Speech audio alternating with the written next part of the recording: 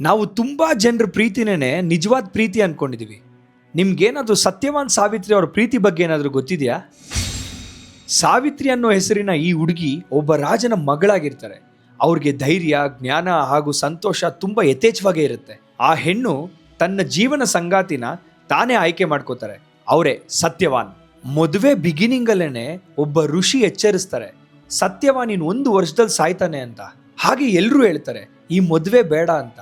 ಆದ್ರೆ ಸಾವಿತ್ರಿ ಒಂದು ಸರಿ ನಾನು ಆಯ್ಕೆ ಮಾಡ್ಕೊಂಡ್ಮೇಲೆ ಅರ್ಧಕ್ಕೆ ಕೈ ಬಿಡಲ್ಲ ಅಂತ ಹೇಳ್ತಾರೆ. ಒಂದು ದಿನ ಸತ್ಯವಾನ್ ಕಾಡಲ್ಲಿ ಮರ ಕಡಿತಾ ಇರೋಂಥ ಸಂದರ್ಭದಲ್ಲಿ ವಿಪರೀತ ತಲೆನೋವು ಬಂದು ನೆಲಕ್ಕೆ ಬಿದ್ದೋಗ್ತಾರೆ. ನೆಲಕ್ಕೆ ಬಿದ್ದಂತ ಸತ್ಯವಾನ್ ಸಾವನ್ನಪ್ತಾರೆ.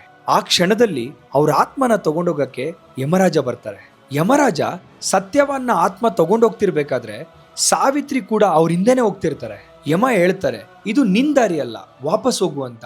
ಆದ್ರೆ ಸಾವಿತ್ರಿ ನಿಲ್ಲೋದೇ ಇಲ್ಲ. ಈ ಸಾವಿತ್ರಿಯ ಜ್ಞಾನ ಹಾಗೂ ಧೈರ್ಯನ ನೋಡಿ ಯಮರಾಜರು ಅವ್ರಿಗೆ ವರಗಳನ್ನ ಕೊಡಕ್ ಸ್ಟಾರ್ಟ್ ಮಾಡ್ತಾರೆ. ಸಾವಿತ್ರಿ ತುಂಬಾ ಚಾಲಾಕಾಗಿ ವರಗಳನ್ನ ಕೇಳ್ತಾರೆ. ಮೊದಲನೇ ವರವಾಗಿ ಅವ್ರ ಮಾವನ ಕಣ್ಣು ಹಾಗೂ ರಾಜ್ಯನ ಮರಳಿ ಕೊಡು ಅಂತ ಕೇಳ್ತಾರೆ. ಎರಡನೇದು ಅವ್ರ ತಂದೆಗೆ ಸಂತಾನ ಹಾಗೂ ಸಮೃದ್ಧಿ ಸಿಗಲಿ ಅಂತ ಕೇಳ್ತಾರೆ. ಟ್ವಿಸ್ಟ್ ಇರೋದೇ 3ನೇ ವರದಲ್ಲಿ, ನನಗೂ ಹಾಗೂ ಸತ್ಯವಾನನಿಗೆ ಸಂತಾನವಾಗಲಿ ಅಂತ ಕೇಳ್ತಾರೆ. ಆತ್ರದಲ್ಲಿ ಯಮ ಒಪ್ಕೊಂಡ್ಬಿಡ್ತಾರೆ. ಆಗ್ಲೇ ಅವ್ರಿಗೆ ಅರಿವಾಗೋದು ಸತ್ಯವಾನ್ ಇಲ್ದೆ ಹೇಗೆ ಸಂತಾನ ಆಗುತ್ತೆ ಅಂತ. ಯಮರಾಜರು ಅವಳ ಬುದ್ಧಿಗೆ ಮಾರೋಗ್ಬಿಡ್ತಾರೆ. ಹಾಗೆ ಸತ್ಯವಾನ್ನ ಜೀವಂತಗೊಳಿಸಿ ಅವಳಿಗೆ ಹಿಂತಿರುಗಿಸ್ಬಿಡ್ತಾರೆ. ಹಾಗೆ ಸಾವಿತ್ರಿಯ ಪ್ರೀತಿ ಹಾಗೂ ನಿಷ್ಠೆ ಗೆಲ್ಲುತ್ತೆ. ಈಗ ನೀವೇ ಹೇಳಿ, ಇದ್ರ ಮುಂದೆ ಯಾವ ಪ್ರೀತಿಯ ಕತೆ ಅಮರ ಅಂತ?